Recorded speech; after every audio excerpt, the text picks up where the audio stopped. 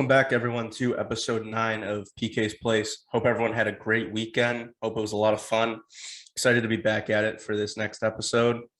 Today we have on a good friend of mine, someone I actually met fairly recently. I met them in June of this past year while I was out in Los Angeles. It is Joe Barry. He's a writer on Top Gear USA, and he's also a producer and a director of documentaries, which obviously we'll dive into that in the interview. I'm going to be honest, this is one of my favorite interviews I've done so far. We chatted for almost an hour and 40 minutes. We had a long talk where we discussed a number of topics, which you're about to hear. It was really good to catch up since I haven't seen him since I was in LA, and it was good to know him. Funny thing was, first time I met him was when I played volleyball with him, Igor Larionov II, Igor Senior, Igor Senior's daughter Diana, and like a few other people. My friend Ed, my boy Eddie, who was with us on that boys trip, and kind of right from that moment, and especially just having more and more conversations with him, I came to the realization that he would be a good person to bring on here. So we're gonna cut to that right now. Without further ado, I give you Joe Barry. All right, our next guest is pretty accomplished as of late. He is the head writer of Top Gear America, and he's currently producing and directing a new documentary called Radford Returns about a newish car company called Radford. It is a friend of mine, Joe Barry. What's going on, Joe? Hey, PK, what's happening, man? Not much as of late. I guess the other thing I wanted to say was, you are allowed to swear a little bit on the pod, but for every like F word, or even because I know you're British, there's like obviously different variations of it. You could say it, but if you do, it's going to be a $5 donation to a food bank of your choice. Obviously, there's many in LA where you're at currently, so whatever fits best for you. But I wanted to ask, or I wanted to kind of talk about first was for those that watched, and I know it's a touchy subject, but for those who watched the final or the whole tournament of the Euros 2020. Just talk about how that experience, especially I had the good fortune of watching with Joe and Igor II, and it was an experience to say the least. Yeah, it was a weird game, wasn't it? Because it was like we'd done, I think, like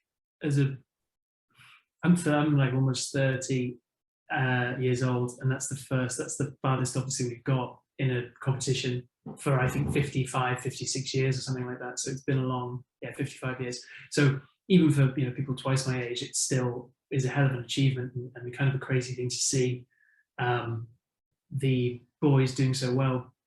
So I think, like, with that in mind, I was already so elated that we'd made it that far. And I'm half English and half Welsh, so I'd sort of had the fortune of all of those competitions of sort of being able to root for two teams. And I'd seen Wales kind of go out quite disappointingly in the first knockout stage, and so that was something I sort of thought England might also do, or sort of succumb to the pressure of big tournaments as they usually do, or as they have done traditionally.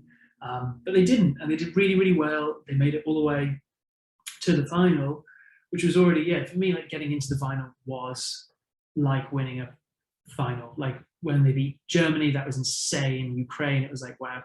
Like Denmark, who obviously had the whole support really of, I think, like all of Europe were kind of behind Denmark because of what had happened to Christian Eriksen. So like it was very exciting just to be in the final. The final itself was an interesting game. Like I think that England, in a lot of respects, I mean, they sort of returned to the England that we've seen over the last sort of 10, 15 years, which is an England that are quite scared to be in possession and just sort of hold the ball and wait for the opening. They were sort of trying to force things and end up giving possession away way too much, which, as you will attest to, just made for quite a shaky hour and a half, right? 2 hours. It was quite a scary game. It was fraught with tension. That early goal was obviously a great thing, but the beguiling thing about an early goal is that it sort of makes you more nervous than if you just didn't score, because you're just like, well, we have one, but now we need to score another, and it sort of becomes more fraught with with sort of tension as the minutes pass. So yeah, it was really good. Ultimately, it was really fun to watch it with Igor, who's obviously, you know, such a soccer guy, and you, who I know, like, you appreciate soccer, but that tournament was one of your first sort of real, you know, introduction. Yeah. Right? Yeah. What did you think of it?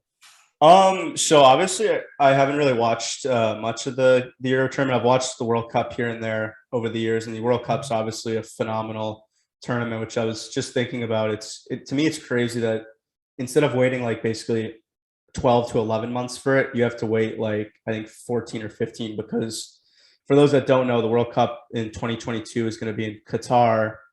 And for those that don't know where that is, that's in the Middle East, and it's rather hot right now. It's about 120 Fahrenheit, or give or take, in the summer. So they had to move it to the fall in November.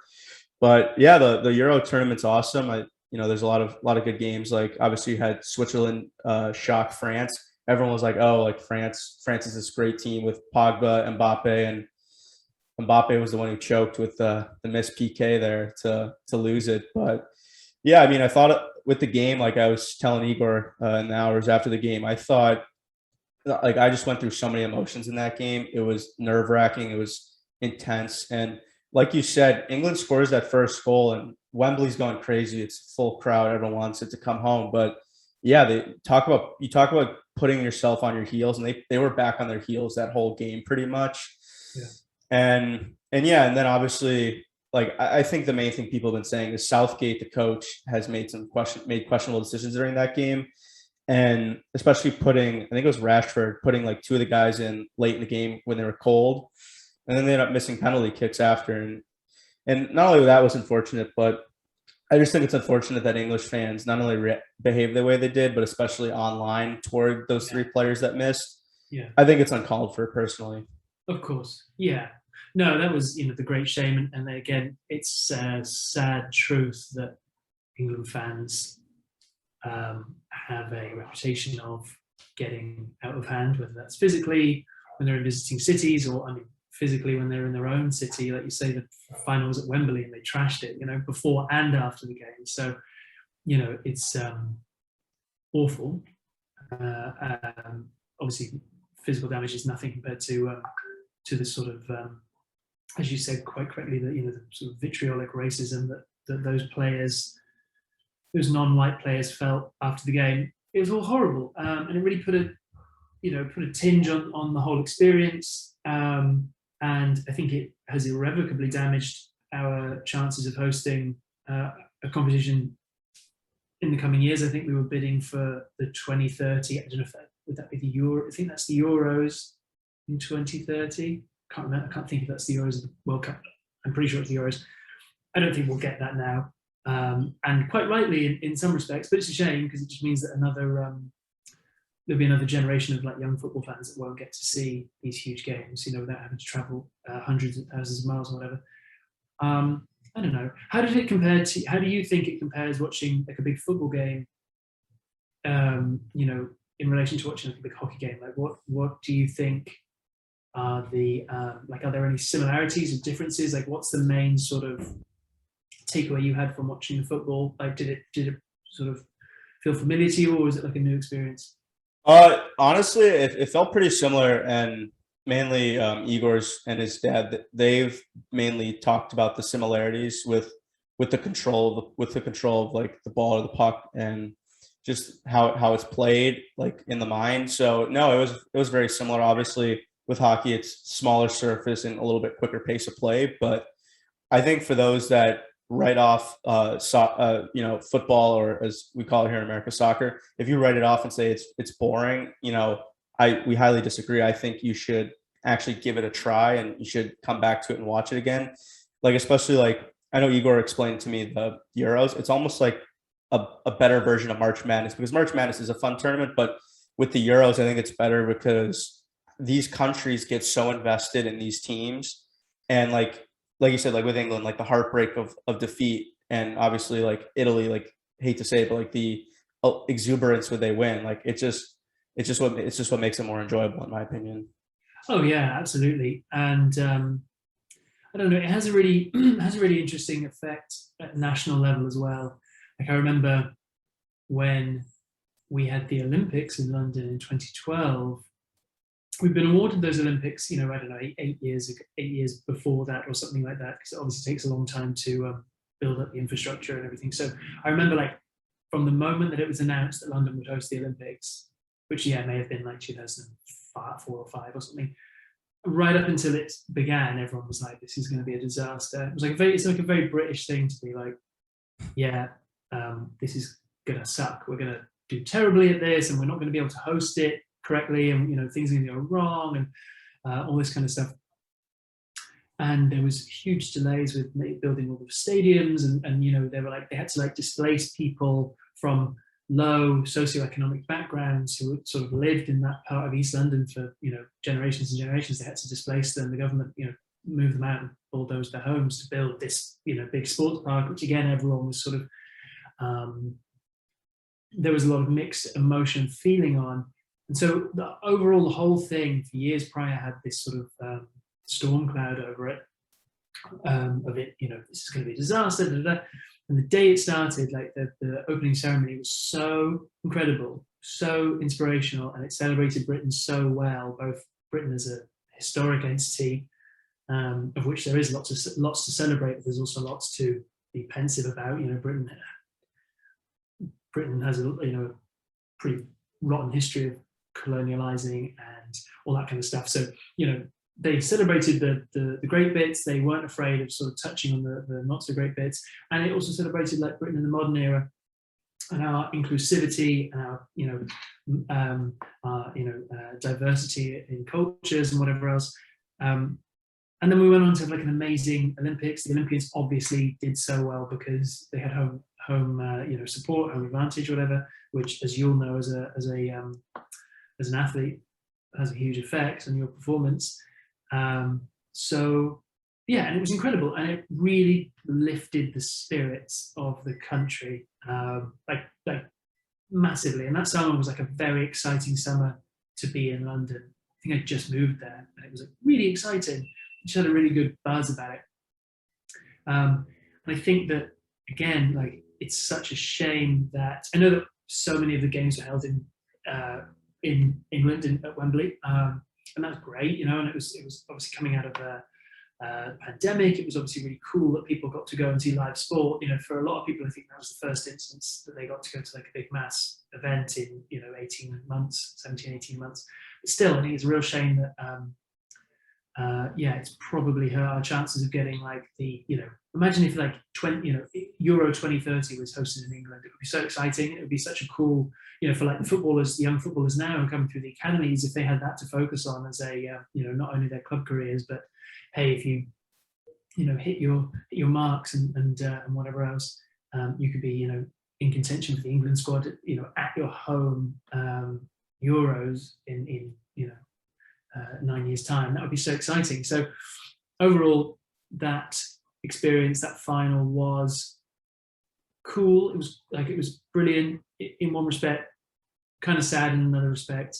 The racial abuse afterwards was a real dampener, and I think it just goes to highlight how much of an endemic problem it still is. Like we see it, players are getting it at club level, and it gets reported upon. But I think when the Euros was, and the fact that we reached the final was such huge news, obviously the resulting racism that those players felt became national news as well. And I think that if there's one sort of silver lining to it all, it's the fact that there was such an outpouring of anger about it, and the scenes in Manchester with the mural of Rashford, and how that was vandalized, and then counter to that was sort of we saw that huge outpouring of people putting all those lovely messages and flowers and whatever else up, and sort of congratulating him and sort of thumbing the nose at the racists and bigots. That was the silver lining for me. But still, it's a shame that it has to happen in the first place. Why couldn't we just be happy? Like we should have given those guys a parade, just for making it that far, really, in my opinion. I mean, I know maybe you disagree, being an athlete, because I know that winning is literally the currency that you deal in, right? Winning and losing. But to me, just getting that far is like insanely impressive. But anyway, that was sort of my Euro experience. It was awesome, and then a bit of a shame at the end. And you'll notice that like we've been talking about this for 5-10 minutes, and I think like most England supporters will agree with me when they say that the fact that we lost, came second as soon as all that horrible, racism happened. That became the defining sadness that we all felt. I was really sad. You remember that afternoon? I was really bummed out, and that lasted. And then and then when that racism sort of broke, the story of that broke, all of a sudden that was where our sort of sadness and anger in some instances, was directed to. So I really hope that that can sort of change moving forward. And I saw today, I had a notification today from the Athletic saying that the Premier League players have agreed to continue taking the knee for the next season before kickoff, which is good, I think, because I think there was a lot of sort of speculation that would end. It's been a couple of years now, a season and a half. They've been doing that, obviously, since the return of in-person games, which was after the pandemic had sort of forced a lockdown. Obviously, during the lockdown period was when George Floyd instance happened. So I'm really glad they're still doing that and not sort of succumbing to pressure. I'm hoping for meaningful change. I mean, it just feels like the only other thing I will say on it is it feels like I know it's up to the people and the individuals to change their attitudes, their behaviours, but I do think that the social media companies should be more accountable. Well, not accountable, but they should be more responsible for putting some safeguards in place to filter out the kind of things that are being sent to these players. Because I mean, I don't know, dude. How old are you? I'm 20. Gonna be 21. Right. So you're the age of some of these players that are playing regular first team Premier League football and getting this horrific abuse. As a 20-year-old, I'm not sort of saying this is slight to you, but I'm just saying in general, as a 20-year-old young man, like I just don't think you have you can be fully focused on what you're trying to do, being an athlete at the peak of your game, and sort of go home and deal with this horrible abuse every time you open your phone or whatever. So I really think that the likes of Instagram and Facebook need to be able to work on this. I mean, every single time, if you go on Instagram now and try and type in or share a story about someone's story that has something to do with COVID, the vaccine, all those buzzwords now prompt a little text box that comes up, right? It's like, before you share this, do you want to get more information on the vaccine, on the virus, whatever? You're telling me that the same algorithm can't be applied to the racial buzzwords that are being used. You're telling me that you can't, as soon as a racial word is typed into an Instagram, text box, that the ability to send that message can go away. Like the little send button just disappears. Like there's no real reason why that shouldn't be a thing. And I think that would, I know that's putting a band-aid on a broken arm, because it's not fixing people's opinions and people's mindsets. It's just hiding them and filtering them. But that seems like a good idea to me.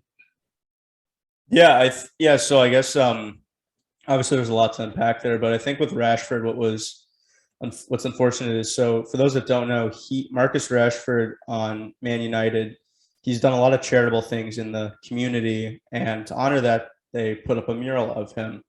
Well, after that game, people defaced it. And I think what was great, like what Joe said, was the fact that people came together and covered the vandalism up with all these nice messages. And I think it's unfortunate, especially like Saka, who missed the last kick.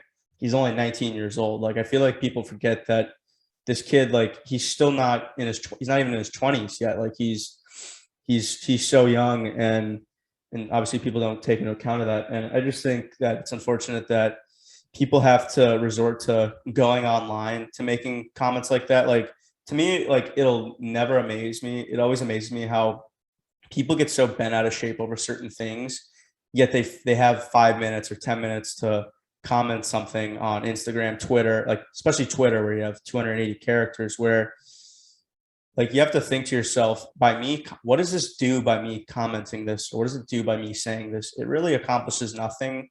And especially like for me, what's funny is, especially on like apps like Instagram, Twitter, even TikTok, where you just scroll endlessly. If you see something you don't like, and this goes to everyone, if you see something you don't like, just ignore it. Just scroll by it. Like if you don't like, if you don't like something someone's putting out there, like just ignore it and just get on with your day. You shouldn't feel the need to comment something and say like, oh, you suck, or you're this, or you're that. And yeah, it's terrible. Like I just feel that people need to be a little smarter. And even like what you were saying about with the buzzwords. Yeah, every time you do see something COVID related, there is a buzzword. And I don't know if everyone knows this, but Instagram's now owned by Facebook. So this is a whole like, and I don't know about Twitter. Twitter might not be, but it's almost like a Facebook centric thing. And obviously it is. Yeah. And I obviously think that that's something Zuckerberg would need to pass down, or at least if he cares, is that, hey, like if you type in like any racial like slur, like if you're typing it in, it should say, whoa, like, you sure you want to send this? Like maybe you should rethink about it. And I think the main problem too is that these people are so small-minded that you have to like, it's hard to get through these people. You have to do your own research and educate yourself on why this behavior is not okay. And only truly then can you like actually like improve and get better. Exactly. Yeah, well said. And I think like not after all this, I think we've like had a really good discussion about racial inequality and in social media messaging. Just not to now discredit any of that good conversation we just had, but like these people that are sending these messages, they're cheering 5 minutes ago, 5 minutes before the end, they're cheering the Yes. non-white players for putting in a good tackle or good pass or good shot on goal, whatever it is. There's just such inconsistency, and it just, to me, speaks to the miseducation and the the sort of blame culture that there is with a lot of the people around the world. And again, I'm talking predominantly about England, obviously, because that's the instance we're talking about and the people I know. But there's a lot of there is a lot of deep-rooted racism, and it's very interesting. Like, as someone who lives in America now, where the race conversation is far more prevalent in day-to-day conversation, in the news, or even just conversation between people, you and I, or whatever. You find that when talking to Americans or with Americans, that the racial conversation comes up far more often than it would do in Britain. In Britain, it's a far more muted conversation, and it exists behind closed doors. And you'll find that a lot of the older generations have quite strict, racial beliefs, older family members and things like that. But it just doesn't get spoken about as much. And that gives me a lot of hope in one respect. It gives me hope that when those older generations sort of, pass on, whatever else, that we'll be looking at a slightly more, a better future and a more inclusive future. But then at the same time, a lot of the racial abuse that came to these young players was from young British people. So I think at the root of everything, this is what you're saying, I think the root of everything is education. And I think hopefully these instances that have happened this summer with the football will prove a springboard for educational institutions, schools and the like, to start really, discussing this frankly and honestly with students and young people, because that's what needs to happen. It's not going to happen overnight, but you or I, anyone else knows you can change your own actions overnight, if not your beliefs. You can. It's like when you decide to start, if you decide to go on a diet, lose some weight. It's not that you become thin overnight, but you gain the mentality of, I want to lose a little bit of weight, so I'm not going to eat this, or I'm going to eat this, or whatever else. I think people's attitudes will take a while to change their beliefs, but changing the attitudes is the first step. Yeah, and I do think that these conversations should happen and need to happen, especially since I do feel, at least here, like growing up in America and here in America, there are a lot of small-minded people out there, and there are a lot of people that believe they're better than others based on their skin color, and that's obviously not true. I look at it that there's good people in every race and there's bad people in every race. You just have to judge someone on their character, and yeah, I just think that I think that those older generations, even here, obviously, because here in America, the older generations live, and especially if you have family like that are in the South in the U.S. especially grew up with those Jim Crow laws where like African Americans couldn't do pretty much the same things that like white folks like myself could do, and that's obviously messed up as it is. And I think that naturally those older generations were more racist because that's just how it was back in that time, and it's almost like they didn't know any better. Where at least like the newer generations coming up at least understand that you can't just sweep this under the rug. You have to bring it to the forefront, and I think that that's important. That's right. That's right. Yeah, well said. So moving on, well, not kind of moving on, but obviously you grew up in the UK. I wanted to know, so out of the things that you really like about the UK, what's one thing you wish was over here in America, or at least that you would bring over from British culture to make things better here? From British culture to make things better here. That's a good question.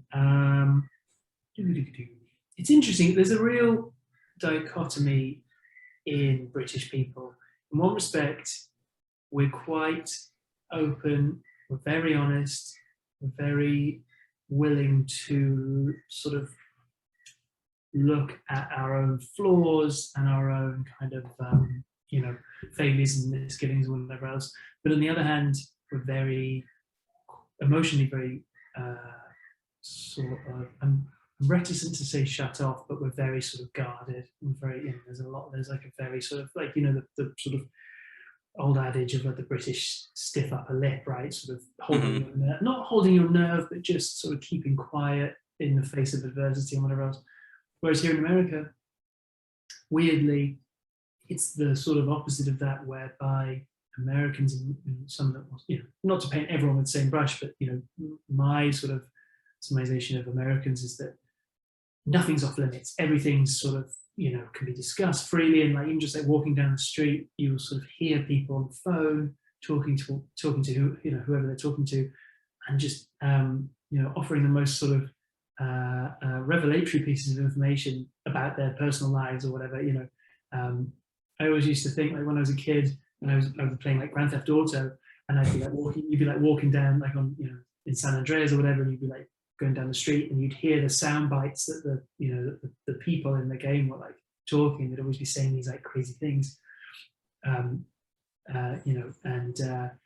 I always thought like that can't be the way America is, but it is. It's true. Like you guys are very sort of open and honest and very willing to speak your mind, speak your truth, and have conversations about things where British people might get sort of quite quiet and I'm like terribly bad at talking about myself. Like every time someone asks me about myself, I'm sort of, again, my body language changes and I get a bit more sort of quiet and guarded and whatever else. So I think like this isn't really answering your question, but this is just my sort of my feeling is actually that like the thing that draws me to America most is the way that the people are just that little bit more open and receptive and warm and sort of ready to have conversations and be honest with each other.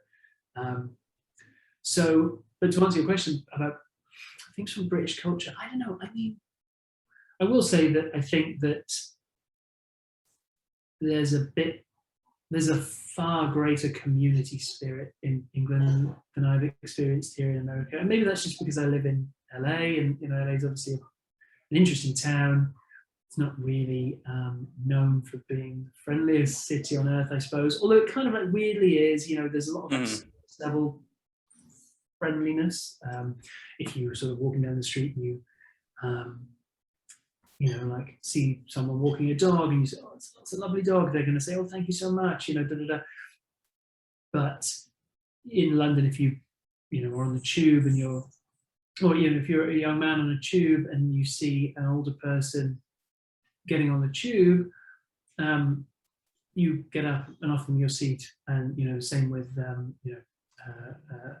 if you're walking down the street and you see someone who needs a hand with their bags, or I genuinely can't tell you the amount of times that I would hold doors open for people, would help people with shopping bags and whatever else, would help people down the escalator. You see like old women trying to get down the escalators to get on the tube and stuff, and quite often I would be like, oh, I'll go help that person. And in the time it takes for me to like get from where I am across the hall to them, like 10 or 15 paces, someone else helps them. There's like a very good sense of community. I think that comes from, I think that probably comes from that sort of World War II mentality that Britain had of like banding together and looking out for one another and all that kind of stuff. So I think community spirit is something that I see a lot at home that I don't really see here.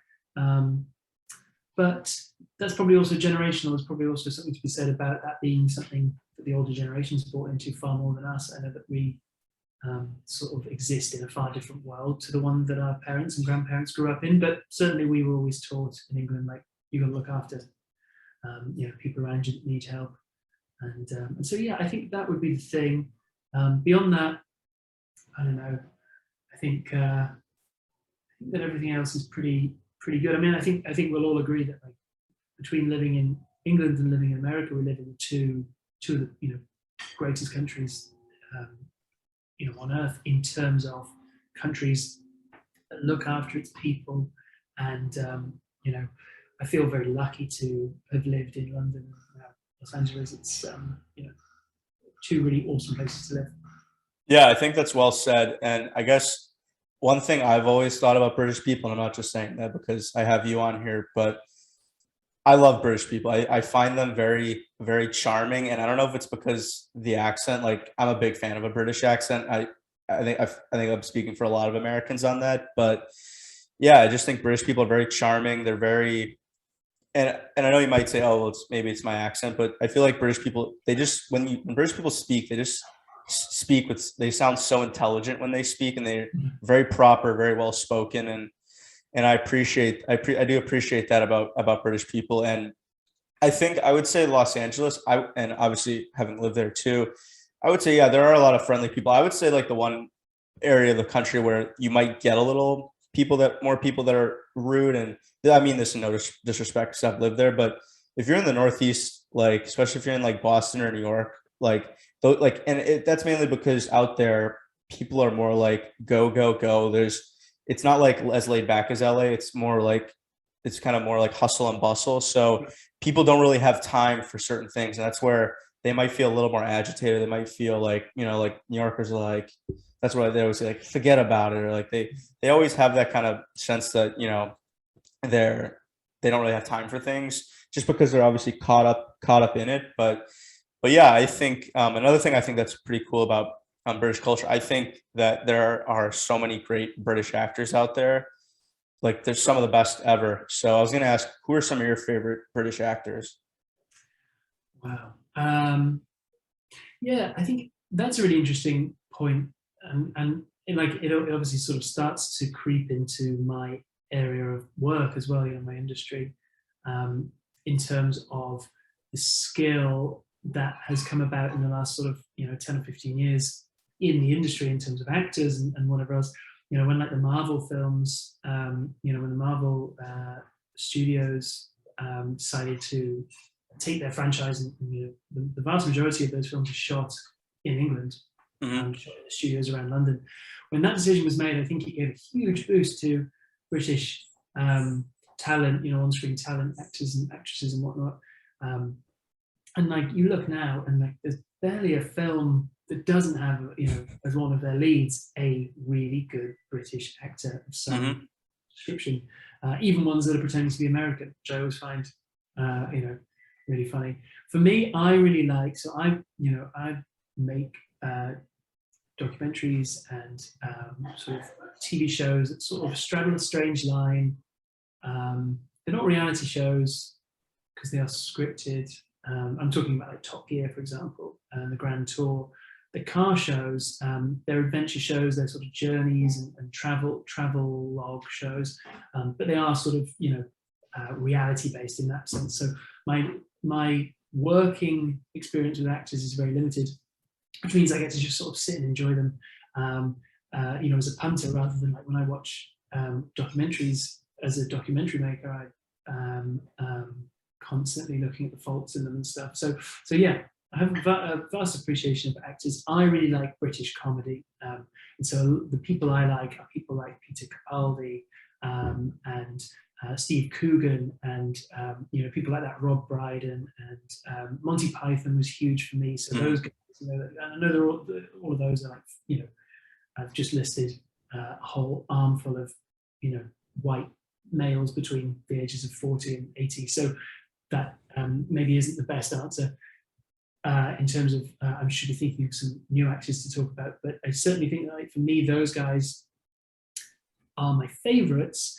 And I mean, to take like Monty Python, for example, the reason I have always had such a fond appreciation of those actors is because they were very, very intelligent men doing very silly things. And I think that's, for me, that was always the key. And that's probably the key. And it kind of goes back to what you were saying about British people in general. Maybe that's the key with British actors, is that doesn't matter what role they're playing, they bring a certain intelligence and intensity to it that maybe you know, some American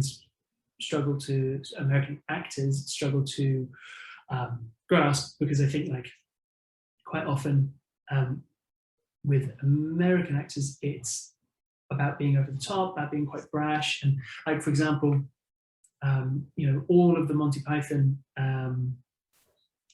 you know, actors, you know, comedy actors were Oxford and Cambridge educated, which is, you know, the highest you know, educational institution we have in England. So, you know, to go from being like people who are amongst the most intelligent people in the country, and then going off and having, you know, 40, 50, 60-year careers in comedy, where the most famous thing, you know, they do are, you know, sketches about dead parrots and knights who say knee and all this kind of like really silly stuff. That, I think, you know, there's like a weird alchemy there, where like they kind of had to be super intelligent, super high concept, in order to make this really sort of silly, guttural comedy that we all grew up watching and loved. And I think that that is probably the reason why nowadays, when we look to like modern stuff, these modern actors that are coming through, and people like Benedict Cumberbatch and you know, all those kinds of guys and girls, they are all, again, similarly well trained. They're very informed, they're very intelligent, and it gives them the ability to play such a wide range of roles. The host of our show that we made in the UK, Top Gear, a guy called Jeremy Clarkson, he is a very intelligent man, like a ridiculously intelligent man. But the sort of like quasi character that he plays, the version of himself that he plays in the show, is a blithering idiot who, you know, like, yeah, it's just an idiot. And he always used to say that stupid people doing stupid things isn't funny, but clever people doing stupid things is hilarious. And so that has always rung true with me. So whenever I'm looking at you know, good comedic actors, for me, it's about seeing that they are aware of how funny they're being, which I think is something that the Brits do very well. Yeah, and I think Steve Coogan's a good example. Obviously, he's very funny in Tropic Thunder. He's been in a number of films, so I'm familiar with him. I'm also familiar with Monty Python. Monty Python's iconic at this point. You know, a lot of funny parts. You know, like the Holy Grenade, when he gets his limb chopped off, he's like, "'Tis but a flesh wound." Like, yeah, it's stuff like that. And I think it's the juxtaposition about they're intelligent, but they're doing a lot of silly shit that I think is very funny. That's $5, PK. Come on. No, all right. usually it's the F word. I've let it fly. Oh, okay. Well, Even if the S word is $2.50, you've just said it twice, so that's $5 now. So. All right, you got me. So like even for me, some British actors that I really like, obviously you mentioned the Marvel movies, but Tom Hiddleston, who plays Loki, I think Tom Hiddleston's incredible. I think he's phenomenal. He's very charming. He's very good. I mean, especially like his show Loki that came out, he was riveting the whole 6 episodes of it. And it actually reminded me of a quote from the movie Tenet, where JD Washington he says, "You British don't have a monopoly on snobbery." And another iconic actor from Britain, Michael Caine, goes, "Not a monopoly, more of a controlling interest." Yeah. Which is so true. And he's another great actor, Michael Caine. I mean, he's been around for so long. I mean, he's been around forever. And I just think that he is kind of a symbol of, obviously just like gravitas, and he's so well respected in the industry that, you put him in your movie and that he's going to give it his all, and he's going to add a level of sophistication to the role, which I think is great. And like, even like just now, like I pulled up like a list of great actors from the UK, and it's astonishing, some of the great actors, like, like obviously you have like Sir Anthony Hopkins, unbelievable.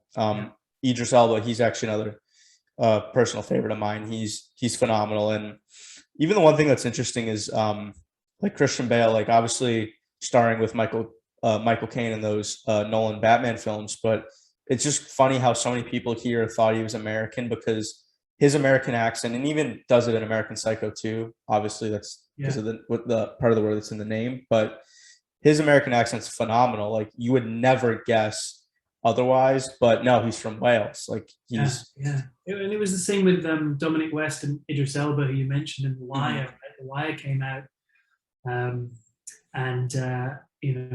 this stark story of a cop and a drug dealer from Baltimore, and even Americans couldn't decipher that those guys are both British, both London boys.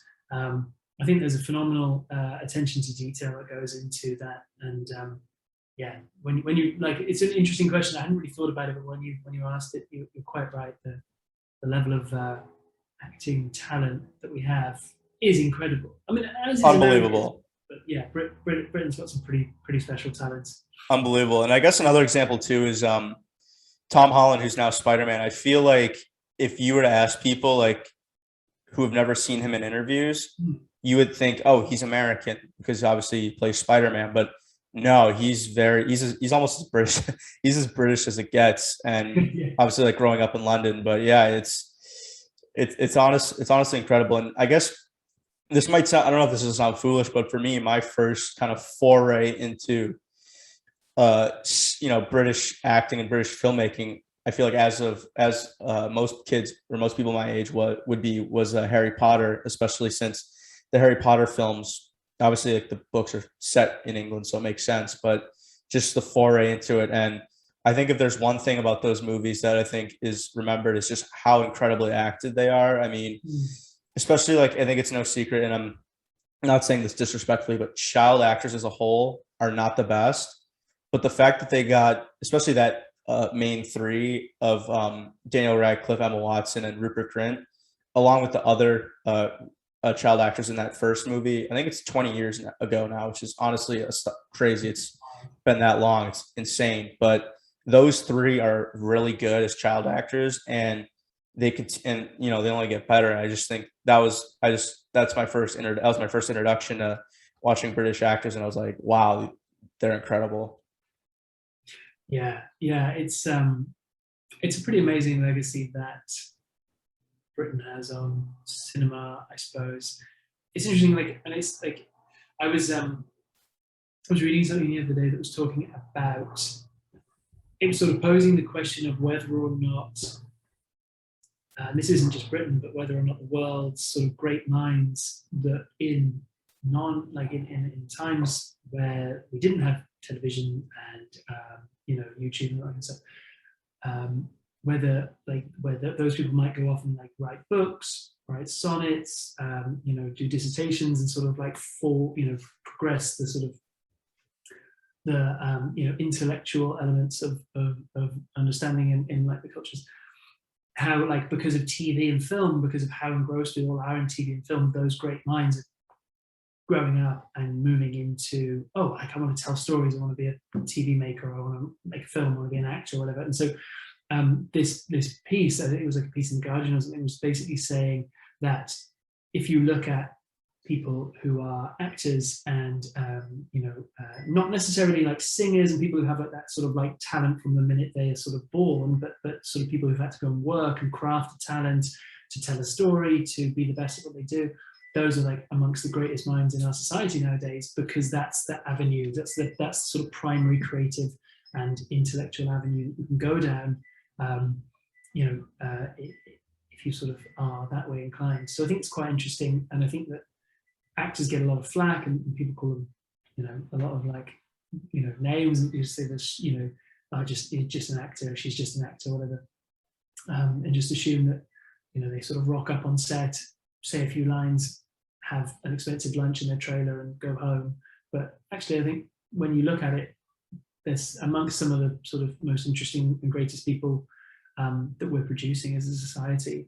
I do think they could probably be doing more like for society, and we go back to Marcus Rashford, and he found time to successfully campaign the government on making school lunches and school breakfasts free for poverty-stricken children. He found time to do that whilst also being at the top of his game, considering he plays for Manchester United.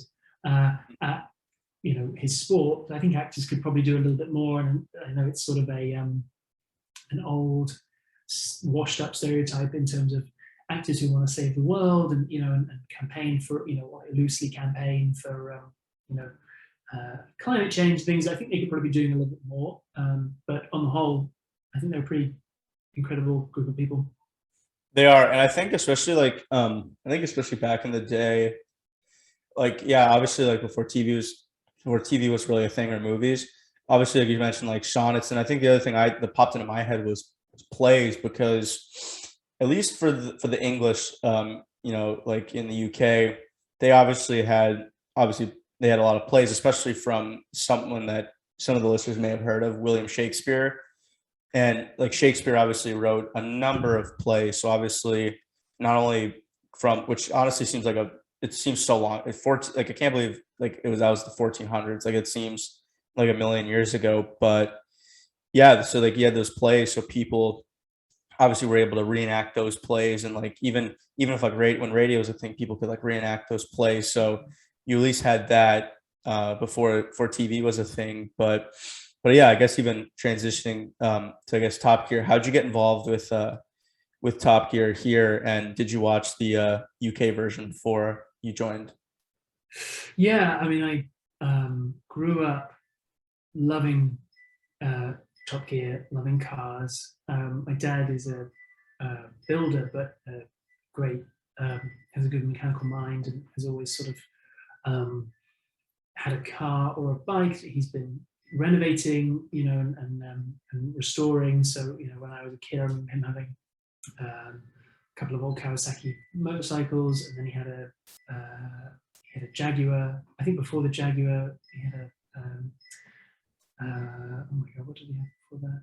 It's a little mini, things that he would sort of like buy when they were in boxes and bits and rusting out and whatever, and he'd fix them up, keep them or sell them or whatever. And so I think, like, because of that, my interest in cars spawned. So growing up watching Top Gear, which again was like a show about clever people doing stupid things, which I found greatly appealing. It was a comedy show that had cars in it, and it was, traveling, and they went all around the world and did things that just seemed so fun.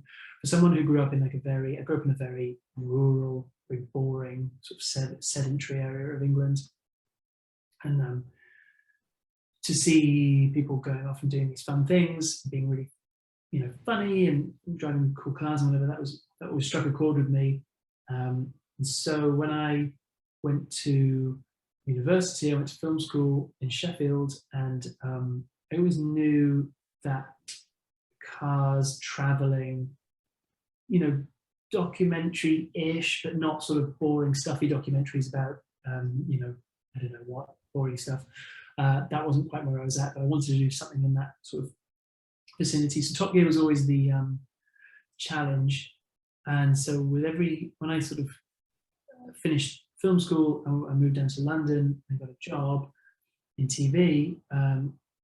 My first job was on like a really, really, really bad like reality dating show, just because it was the job I could get. It was the connection I had made, and I got offered this really terrible job.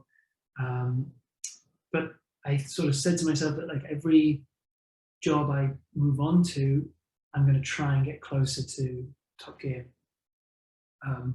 So, you know, when like one job would finish and I'd sort of get another job offer, I'd kind of look at it and go, okay, like, oh, this one's, it's still a reality show, but it's not a dating show. It's actually a reality show about like, what else did I do? Like I did a reality show about tattoos. And I was like, about people who got bad tattoos. And I was like, well, it's a step closer. It's a bit less, you know, bad dating show. And it's getting closer to what I want to do, which is, you know, documentaries and all that kind of stuff.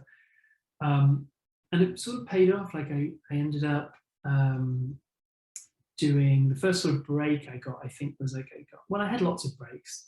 Every job you get is a break because it's someone taking a chance on you, right? And going, I know you've never done this before, but I think you can do it. So, you know, I've actually had lots of breaks, but the big sort of content break, I suppose, was I got to be one man in a two-man team that spent 6 months with Professor Stephen Hawking, who, you know, has obviously since then, has passed away. But back then he was, I think he was like 20, I think it was 2013 or something, maybe 2014 that we were with him, or maybe a little later. Anyway, he was still working. He was still, you know, at Cambridge University working with students, and actually, weirdly, he and another great physicist called Kit Thorne were the two physics consultants on Interstellar, the Chris Nolan film. So I remember I spent 6 months we spent 6 months with Stephen Hawking. We were there sort of with him like 4 days a week for this documentary that we made, which was kind of like a year in the life kind of style. And I remember at that point, he and I used to have big conversations about Interstellar. I'd seen the film, I loved it. I really, really admire Chris Nolan's work and the way that he's pushing on cinema. And yeah, and Stephen Hawking would tell me about the physics and the history of how they sort of came up with, you know, what black holes might look like. And actually made a scientific discovery whilst researching for that film. They actually made this discovery that black holes weren't, you know, circular or spherical. They were kind of this three-dimensional semicircle shape that was sort of had all these, I'm not a scientist, but they made this discovery, and it was like really interesting to be able to talk to, you know, someone who I think, you know, is amongst the smartest people to have ever lived. And that was but when you look at like the fact that I started a dating show, and then a couple of years later I'm working on a science documentary with Stephen Hawking, like that shows the progress and how I was sort of trying to get to BBC, trying to get into documentaries, trying to get into stuff that mattered and stuff that I found interesting and important, because I think I find it quite hard to work on stuff that I'm not interested in. But as soon as I'm interested in something, I'll you know, work through the night as many times as you want me to. So that BBC documentary was really good, and then just as I was sort of on the precipice of getting you know, in with Top Gear, it all went really wrong there. The host and the sort of author of the show, Jeremy, actually got like into a fight with one of the producers there and punched him in the face. The BBC fired him, and like I'm sat there watching this unfold on the news, and I'm like, I'm never ever going to get a job on this show that I've loved and coveted for 15, 16 years, you know. And I was really disheartened by it, really sad about it. And then a couple of months later, I got a call from Andy Willman, who's the executive producer of the show, and it was sort of all done in hushed tones. And I think he was in Portugal at the time, and he called and he said, "We're doing the show. We've signed a deal with Amazon. We're going to make the show. It's going to be called something different, but it's going to be by and large the same. I want you to come and produce it for us." And so I was one of the producing team for those seasons of the show, which went on to be called the Grand Tour on Amazon, which is basically Top Gear, but we made it for Amazon. We traveled around the world, had a huge budget. We got to do all kinds of amazing things. And that really set me on the career path I'm on now, because that gave me, 3 years of FaceTime with people who made this show, who invented this genre of TV. And Top Gear, back in the day, like Top Gear was the most popular show, the most watched show on the planet. Used to get 350 million viewers a week, which is crazy. It's some weird car show, yeah, right. So I got to spend this time working with, and under the guys who made the show, and I learned a lot of very valuable lessons and how to write and craft this kind of TV, and the sort of mercurial nature of the show, which is really hard. It's a very hard show to define, and it's a very hard show to make.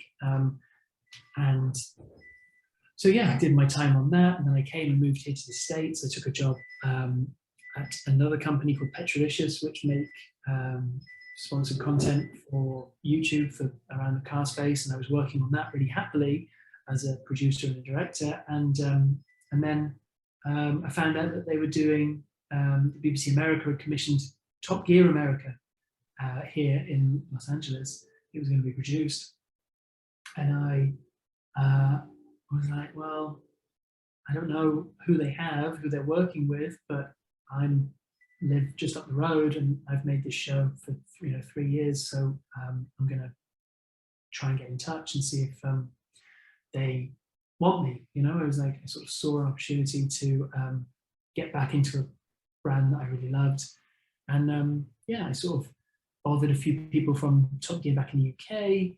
Sort of said, hey, do you know anyone who's doing this? Do you have any contact details for these people, for BBC America, whatever? And finally got an email and started sending emails to this guy called Mike Suggett, who was at Discovery, which is the channel that broadcasts the show, and eventually got an interview and whatever else, and went in and was like, hey, look, I used to make this show, and if I can be of any assistance, I'd love the opportunity to carry on working for it. And initially they gave me a 2-week contract just to come in and help. And then, I don't know, I kind of got in and offered my thoughts and opinions. And obviously the guys in charge, the showrunners and the executive producers, saw that I could make the show and could write the show really effectively because of my, training, for lack of a better word. And so we're now almost 2 years later. We've written and shot and edited 2 full seasons, which is I think 24 episodes, 24 hours, and we are now sort of having a little bit of downtime, but then we'll get into season 3 in the fall, and it's all looking really good. It's a very very fun thing to be a part of, and it genuinely doesn't feel like work. So it's been a really good ride. And I mean, to think I've only been working in TV for 8 years or something, and I've really I feel really proud of the progress I've made and the way that I've sort of managed to have a big goal of mine has always been to be an author, be a creator of documentaries, have a voice. I actually, on a personal level, I really want to be front of camera eventually, and sort of be taking an audience on a journey, and sort of really be a protagonist in stories, in presenting stories that interest me to an audience. That's the big goal, right? And that's the kind of goal that might take 20, 30 years to get to.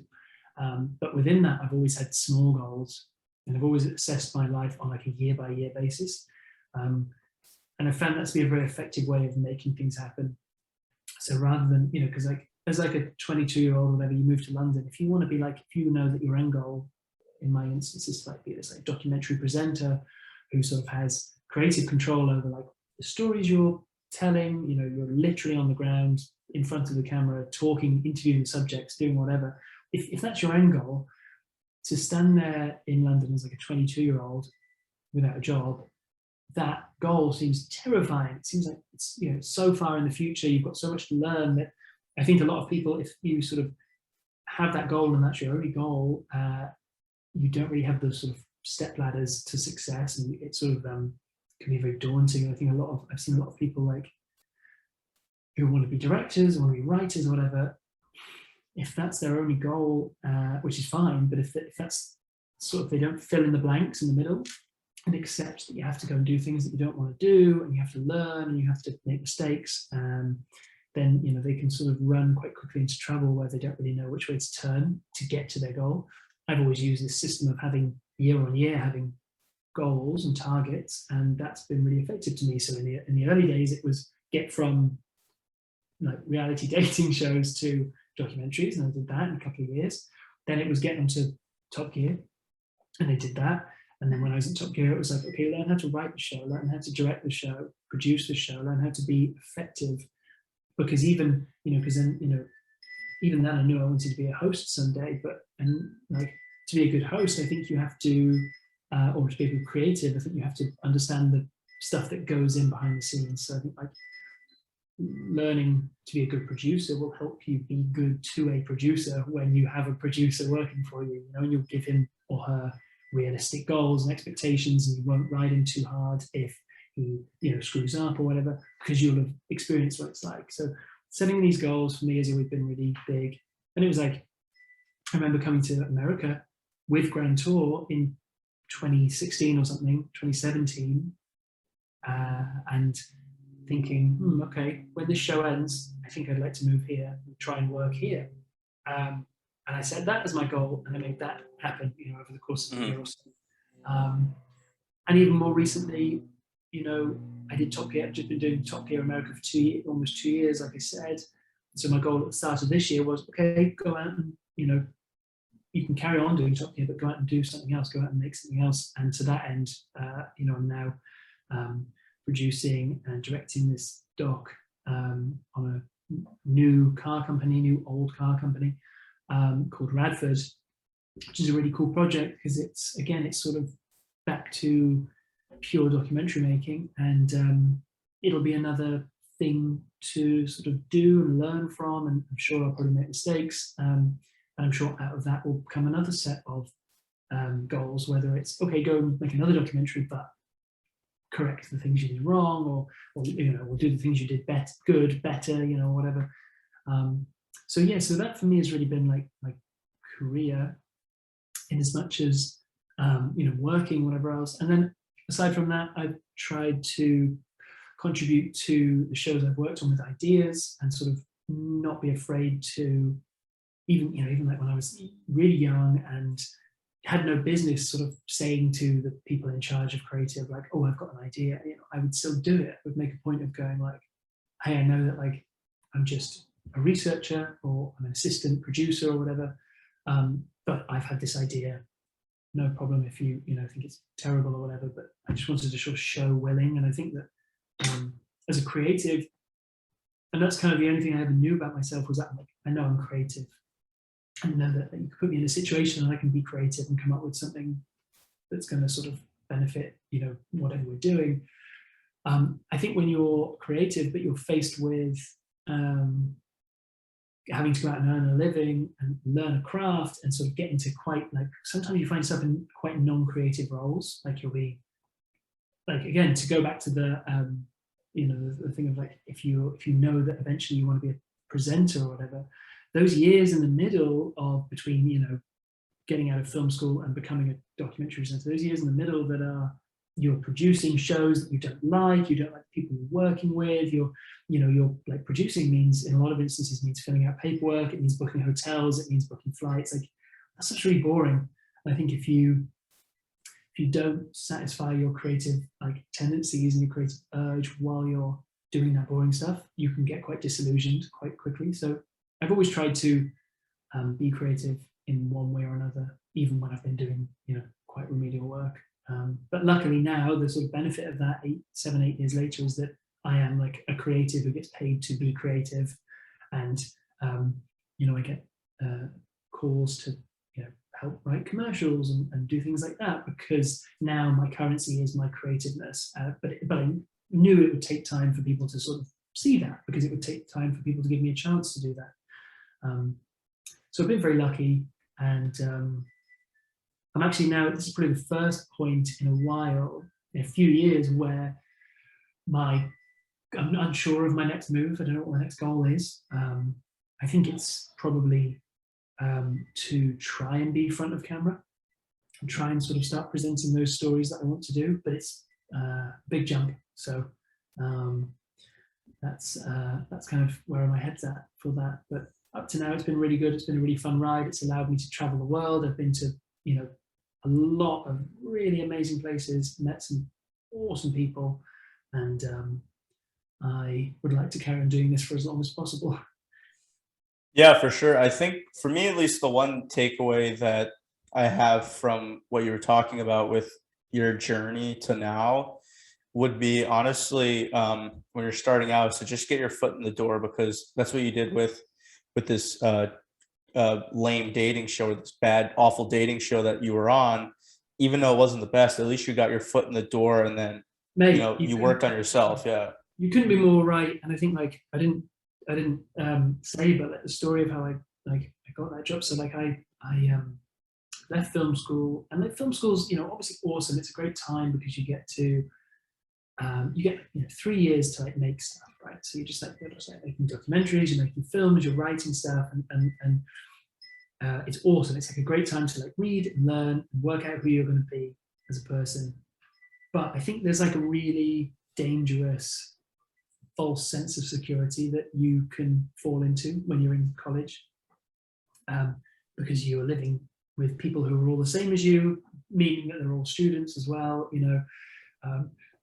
You kind of got this time, this free time to do as much or as little with as you please. And like I had jobs at college. I always had 2 or 3 jobs. I worked at Apple, I worked at Pizza Hut, like stuff like that, like because I always had to fund my college experience. But still, it was like pretty chill. It was pretty chill time, and you could sort of decide, oh, I don't want to do anything today, so I won't, kind of thing.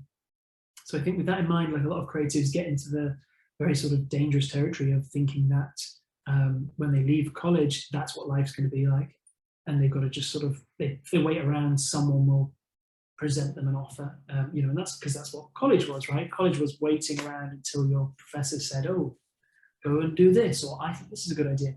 All of a sudden you haven't got a safety net. It's very scary. So I finished film school, and as much as I knew I wanted to be this author of films, documentaries, whatever, I knew that the reality was I was going to have to fill in the blank. And again, to go back to what I was saying about goals, I knew that could be 20 years before I get to do what I wanted to do. I was like a 20-year-old guy. I was like, if you get to be a documentary presenter by the time you're 40, I think you've done pretty good. Like, I still think that. I think if in 10 years I get to be on TV doing something, awesome. Like, that for me is like great. Like, what a gift. So with that in mind, I knew I was going to have to fill the blank in with something, and I was under no illusions that would be, some pretty crappy work that I didn't really want to do. So I moved to London, and I gave out my CV, my resume, to like literally hundreds of production companies, and I didn't get like a single call back, because I was just one of thousands of young people with no experience who wanted to get a job in TV or film. And bear in mind, like a job in TV or film, like your first year, like you're earning nothing. You're earning like £900 a month, which is like really nothing. So it's not as if like you're going for like, I was going for high paying jobs. I was going for like the bottom run of the ladder, make cups of tea, take things to the post office, buy people's lunch. Like that's all I wanted. Run a job, as it's called, like PA over here, but runner in the UK is what it's called. I couldn't get a job anywhere. And so one afternoon, I was like giving out resumes. I went to this place called Envy, which is this post-production house where they edit TV and they edit films and stuff. And I gave my resume, and then I noticed that next door to the place they had a bar, and the bar was opening up, and I was like, I fancy a beer. I was waiting for a train, so I went in and got a beer. And I was sat there having a beer, and I was feeling pretty low because I'd been giving out my resumes. I had no callbacks, I didn't have a job. I was pretty stuffed, and I noticed that a certain time in the afternoon came, and all the producers from this TV production company came into the bar and started drinking. And I was like looking at them, and they were all just drinking, having a good time and talking about work and stuff. It kind of felt like they'd just taken their work meeting and brought it into the pub. And I sort of looked at them, and I was like, well, all right, if I can't really get like a job in TV right now, I'm going to get a job at this bar, and I'll get friendly with producers that way, and eventually like maybe one of them will like me enough and will give me a job. So I did. I took a job at this bar. I worked there for 3 months, and I got really friendly with a few of the producers who'd come in. I'm a chatty guy, and they were nice people and whatever else. And it took like 3 months, and then this really, really wonderful person called Vicky gave me a job on the Terrible Dating Show. She was like, I know you don't want to do this like job, and like I know you don't want to do this content. I know this isn't what you want to make in your life, but like I have a job for you. It's like 3 months or something, if you want it. And I took it, and that was it. So yeah, you're right. Get your foot in the door however you can. And I think that it's really important to not feel limited by doing what everyone else is doing and not getting anywhere. I think there's lots of paths to success. You just have to sort of be a bit inventive sometimes. Yeah, and I think, at least in my mind, I think it's rather interesting when, like you said, you have a goal in mind, and you're like, that could be 20 years down the road. But to me, what's interesting is when you're someone, like, for example, you just told me your path to get there, and I find it great when people have done so many different things and gone so many places to obviously get where they ultimately are. And then obviously they're saying, this is where I am now. Because if you think about it, not only it's just cooler to hear about all the places and all the things you've done, but there's a wealth of stories that you can share now because you've done those things. Like you just said, you worked at a pub, and then through your networking skills, that's another takeaway I had. Obviously, like networking's key with obviously getting a job and moving up. But yeah, it's just network. It's just, you have these different stories that you can tell. And that's kind of an outlook I have on life, especially even if something less than ideal happens. Yeah, it might suck right now, but you know what? Like, it's going to be an interesting story to tell down the line. So even like you said, like, you meet Vicky, shout out Vicky, and she's like, I know you're not really into like dating shows, but I'm going to give you a chance. I mean, that's valuable, obviously, just to build that connection with someone, because even like, obviously, like, you worked on that show, like at that point you can almost even think like, hey, you never know what job she might have next. Or even if, let's say, Vicky leaves, she could be working somewhere else that would get you a higher up position. So, and that's exactly what she did. Yeah, she took me, I did that show with her, then I did her next show, which shot in Spain. And like, for me, I was like, whoa, my second job in TV, and I'm like filming in on location in Spain. And so you're right, it's all about showing people that you can be trusted, and that you're worth taking a punt on, and that you will reward someone's confidence in you by doing a good job for them. I think that's everything. It's like, again, like 8 years later, I walk into those Top Gear America offices. They offered me a 2-week, come in and help us for 2 weeks, because that's all they had the budget for, was what they said, and they'd already written all their episodes for the first season. They were like, just come in and help us, come in and see if you can make anything better. And I sat down and looked at all their work, and I had to say, after a few days, I had to be honest and say, hey, like, I don't think some of this is very good. It's not quite the brand of the show, and I know that because I've got all this experience. But if you take a chance on me and let me rewrite some of this stuff and suggest some different ideas, I can make something really good for you. And that's led me now 2 years down the line, still with those guys, and it's all going really well. So I think you're right. There's a certain set of universal tools that you need in life, and if you apply them correctly, obviously with a lot of luck, a lot of people's faith, you can do some pretty cool stuff. And that's kind of where I am, where I find myself today. Yeah, absolutely. And I think that's good advice, not just for myself, but I think that's good advice for all the listeners out there who not only are, whether it's in like uni right now, but are getting out of uni and are getting into the real world. Those are valuable skills that will help you be successful down the road. 100%. Yeah. So another interesting thing I wanted to bring up that I'm interested in was let everyone know, what was your first impression of not only Igor the Second, but when you actually met me for the first time? Because I'm interested for what your first impression of Igor was, because he's obviously a very, very likable person. Oh, hugely. Yeah, he is. He and you are obviously. Are you the same age? He's 2 years older than me, so like kind of we're both in our early 20s, so similar. Okay. Yeah. So like you guys are like definitely the youngest dudes that I hang out with. Like you're what? 20. He's gonna be 21. Yeah. 21. And he's gonna be 23. He's actually so the day that we're recording this, not the day that this is coming up, but the day we're recording. In 3 weeks, he'll be 23. So he's gonna be 23 soon. There you go. So like you guys are definitely the youngest guys I hang out with, and we've obviously hung out a lot this summer, and like it's been amazing. And I think the most interesting thing, the sort of my first takeaway of you guys, and it's certainly an enduring takeaway, is that you guys and your generation of your peers and your friends and people your age are so well-rounded as individuals. Like you're all so much more aware of social causes and things that are going on and things that are just and unjust and all that kind of stuff. You're so, as a generation, so much more dialed into like the pulse of like what's going on than anyone else. Like I found that really amazing. I feel like with Igor, like when I first met him, he was so like well-rounded as an individual. Like he's funny, like he's like wise beyond his years. He's like sarcastic.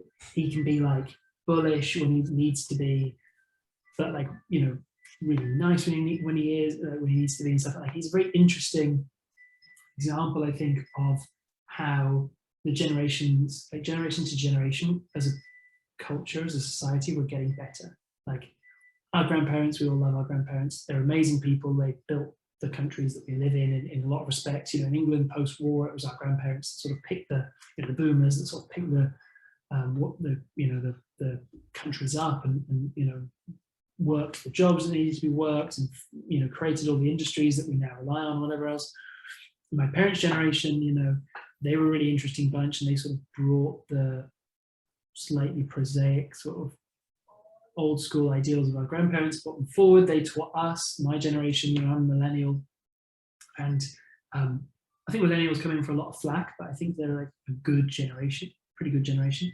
But you guys, being Gen Z, like I think there's like such a vast like void between like people my age and people your age, even though there's only like 6-7 years between me and Igor and like 8-9 years between you and I.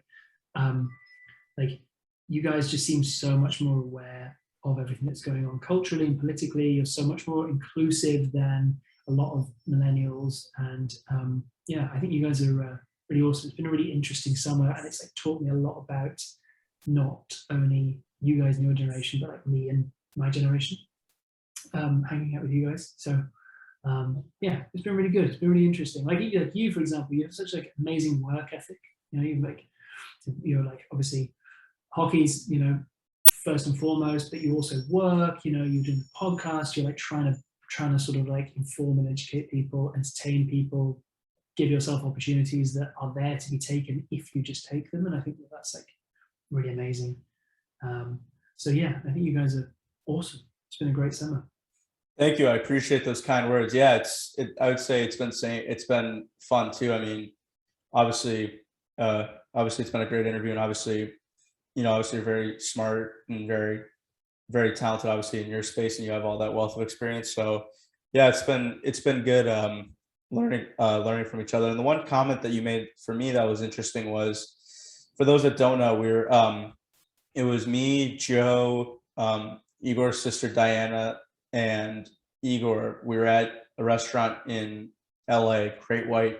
If you ever had the chance to go, really good food. So the first thing that was funny was we ended up seeing Paul DeGelder from Shark Week, which, like, just the fact, and Igor tweeted about it, but just the fact that the guy who's been on Shark Week was at a shark themed restaurant, unbelievable. But for me, what was more funny was Joe, we were just talking and Joe makes a comment where he actually correctly guessed my star sign, which is a Libra. So Joe, I got to ask, what gave it away without even knowing it? What gave it away? Man, those Libras, man, they just be Libraing. No, I don't know, man. I just, well, first and foremost, I know it's important to you, right? Like you're a firm believer in star signs. I know that Di has tattooed your star sign onto your left arm, right?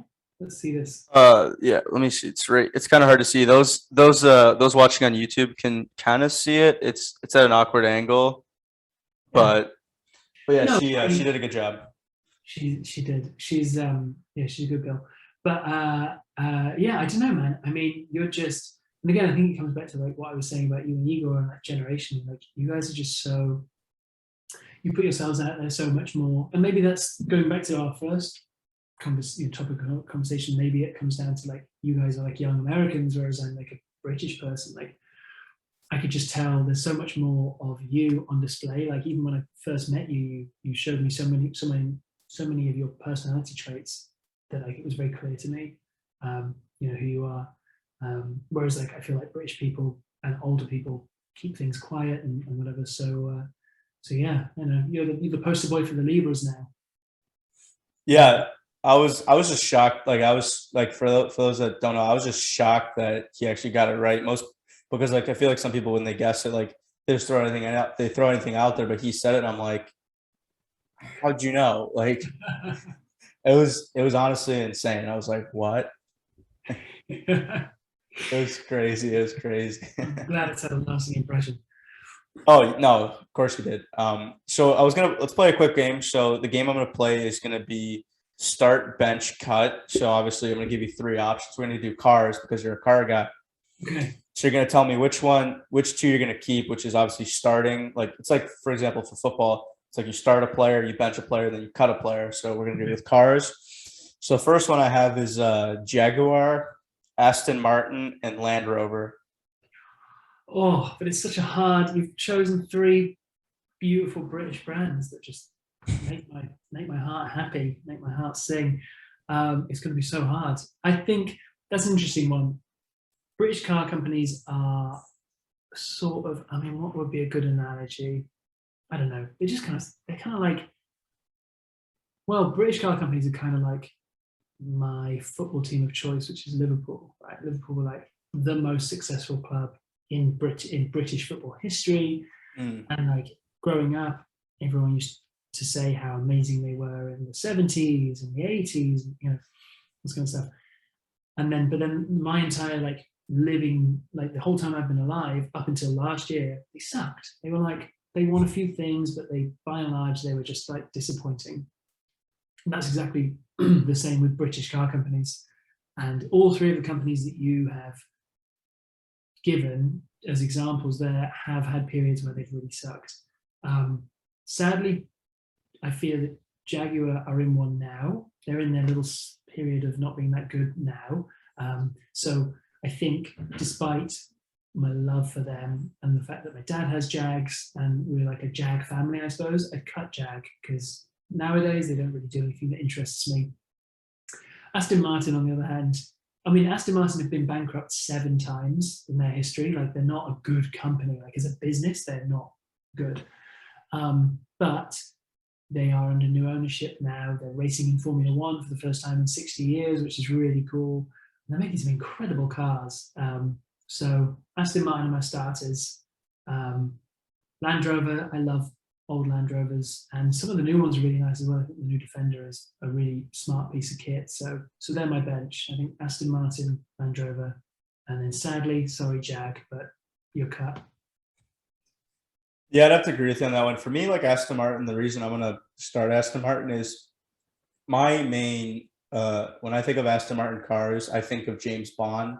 There have been some phenomenal Aston Martin cars that James Bond has driven.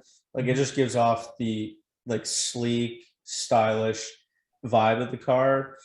And yeah, I haven't like Jaguar. Yeah, I would say Jaguar's kind of been lacking. And then, I mean, Land Rovers are nice. I mean, they're obviously like they're a good SUV, and obviously they'll fit a lot of people, which is nice. The next round, this is another interesting one. It's going to be Ferrari, Lamborghini, and Rolls-Royce.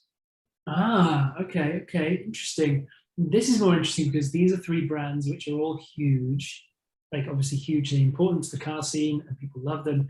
But I like you couldn't have picked three car companies that I'm less interested in. I don't know why, but I've never been particularly like Rolls Royces don't do anything for me. I don't think I'd ever own one. I don't think I'd ever really want to drive one beyond sort of driving it just to see how it is. I don't think I'd ever really want to be in one.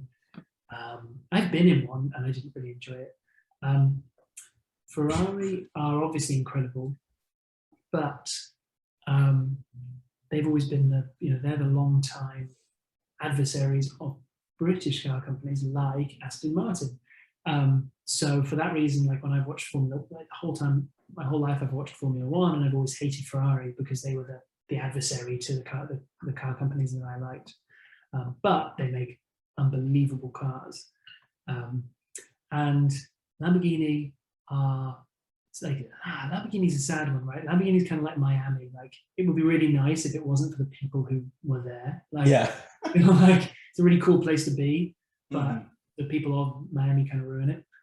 Sorry to the good people of Miami, but you know what I'm saying. It's all like with Lamborghini owners. It's like the people who buy them give the car company such a bad name because they're all just like douches. But those cars are incredible. They're amazing sports cars and they're uncompromising. We had one recently in where were we? In Montana. I think it was in Montana. We had a Lamborghini. Yeah.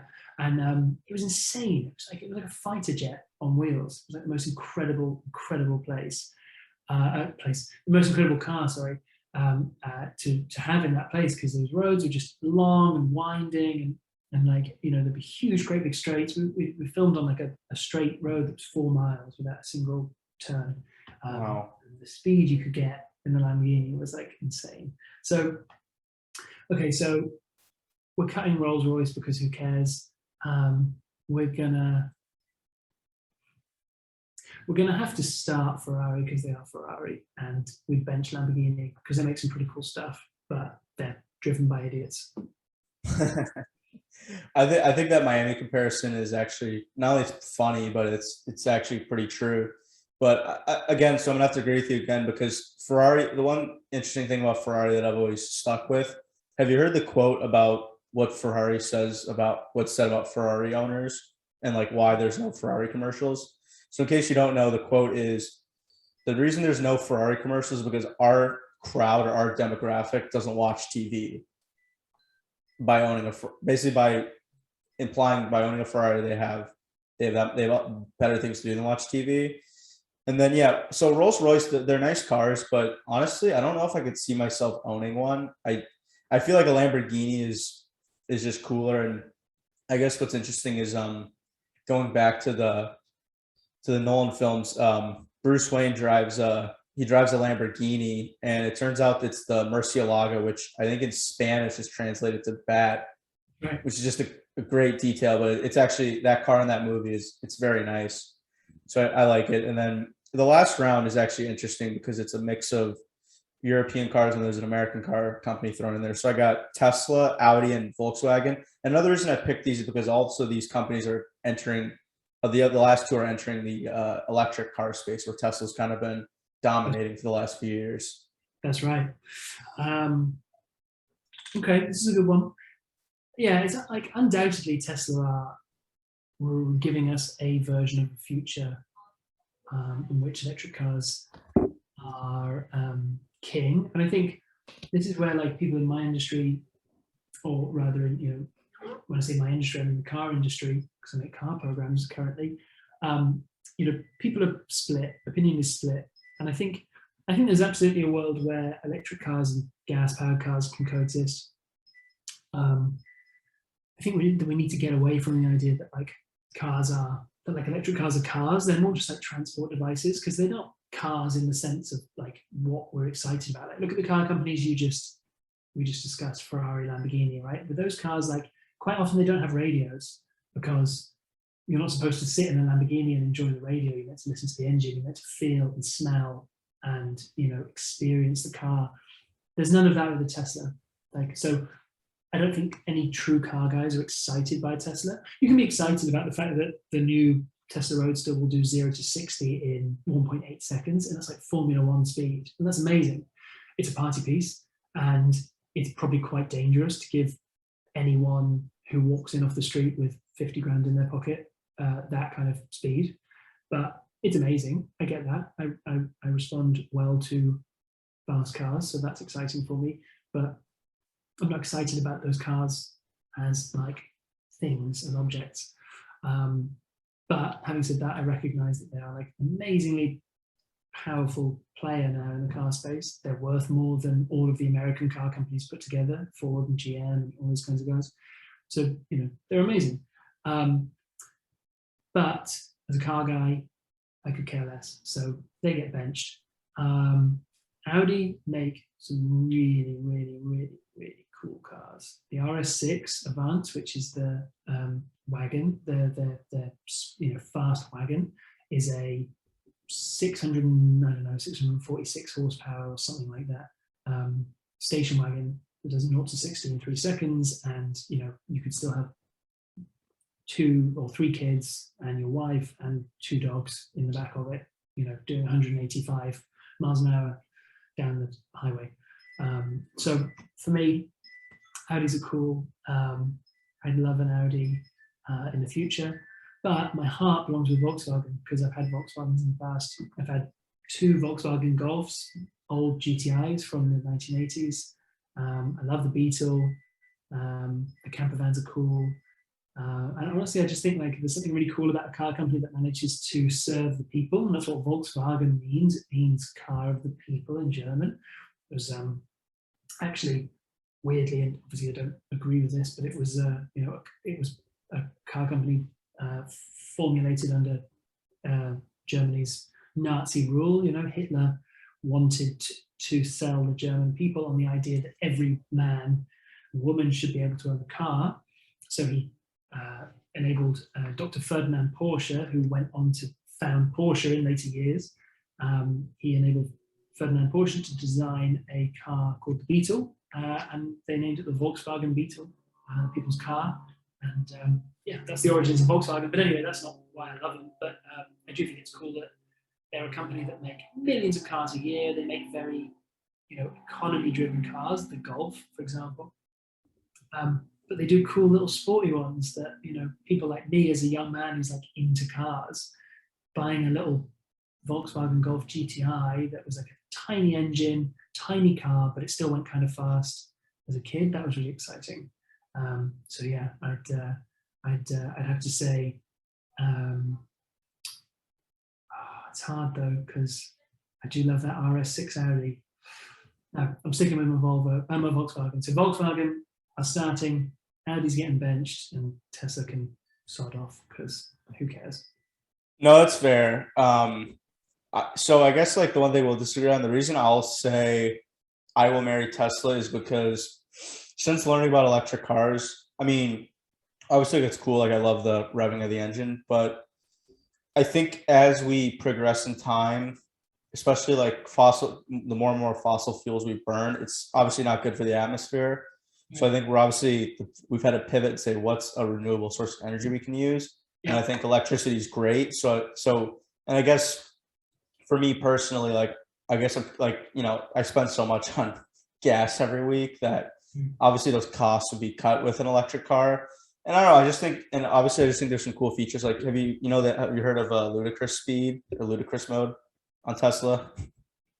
Yeah, it's insane. It is really insane. and I don't know. In a lot of ways, Elon Musk, I respect him for shaking up the way that businesses are running. You know, he's running his car business in a way that we've never seen before, and I sort of respect it in one way, and in another way, I find it kind of slightly strange.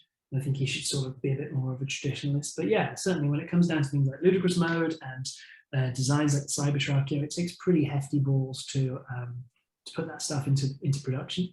So yeah, I see where you're coming from. It's just as a car guy and as, you know, someone who like is around the classic car world a lot, I just can't say no to, you know, like you say, the revving of an engine. It's just what cars are about for me. It's the mechanical nature. I think it's why a lot of men love cars, watches. I suppose in this country you could add guns to that list. It's because they are mechanical things. No, it's true. No, it is. Yeah.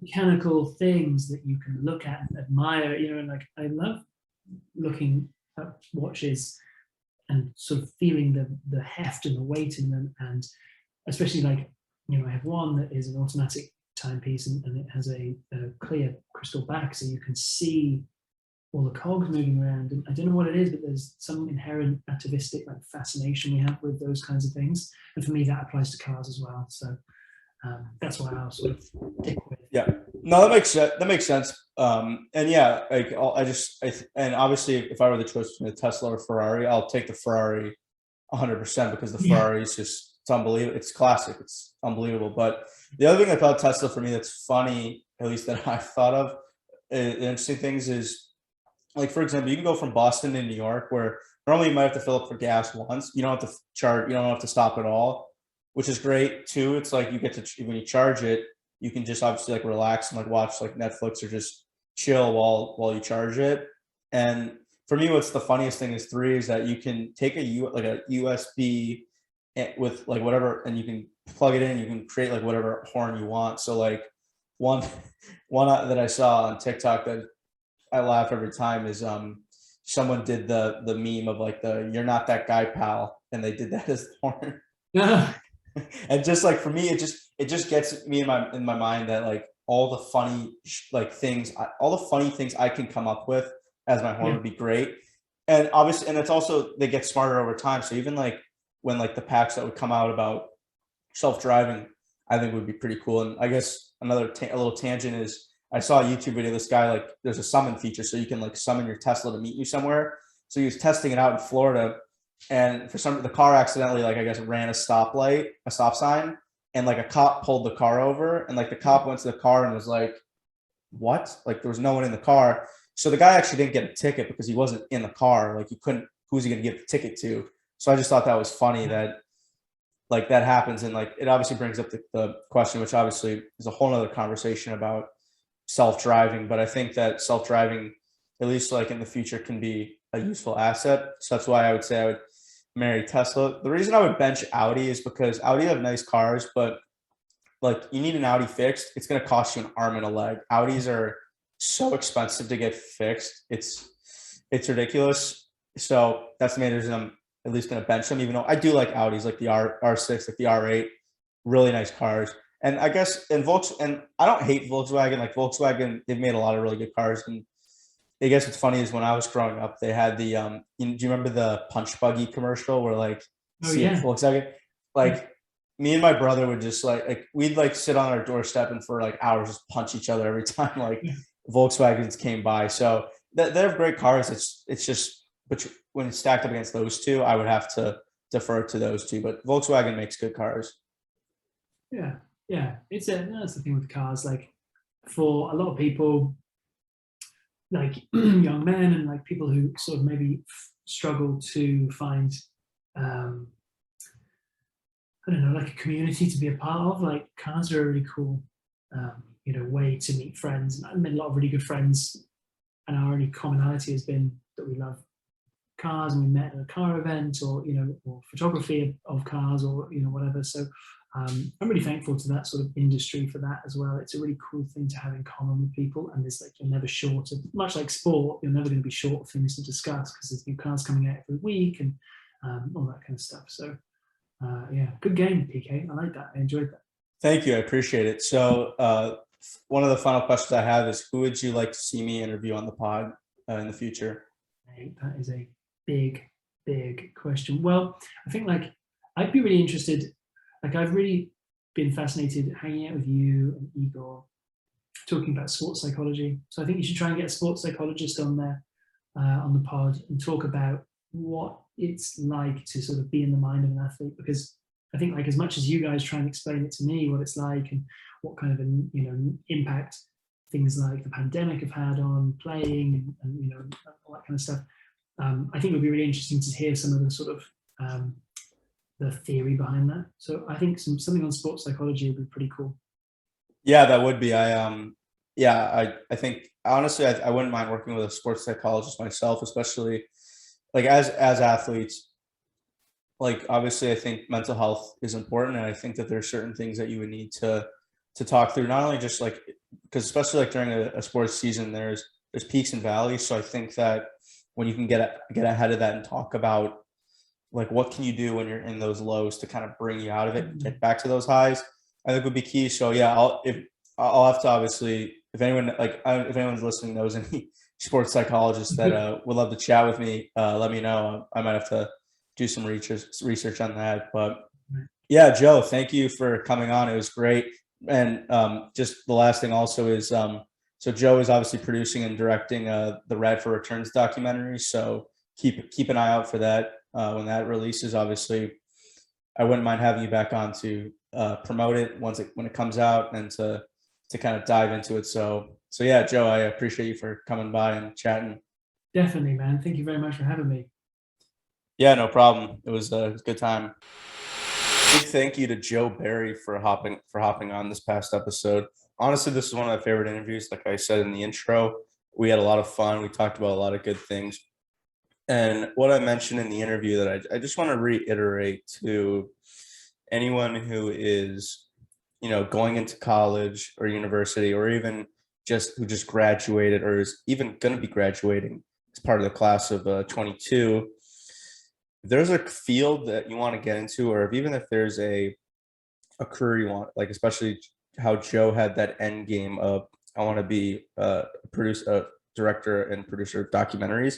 If you have that end goal of like what your kind of dream job is, well, there's a lot that could take a while. So there's a lot of things in the middle that has to happen. So honestly, the biggest advice would be that Joe gave was just get your foot in the door. Just give yourself that opportunity to work, because when you get a first job, like kind of out of school, or even something similar in the field, but not exactly that end job, that dream job you want, you're at least going to get your foot in the door. And not only that, you're going to build these good connections that, like, who knows down the road, kind of like what you said with Vicky, like if someone hires you early on, you never know that like later on they can hire you again for an even bigger role. So I think that's definitely advice that I'm going to take with me in the coming years. And I think that all of you listeners should as well. Just a reminder, the podcast Instagram is PK's Place Podcast. And my personal one is p.hughes15. Leave a 5-star review on Apple Podcasts. It's greatly appreciated. And thanks for listening. Enjoy the rest of your week.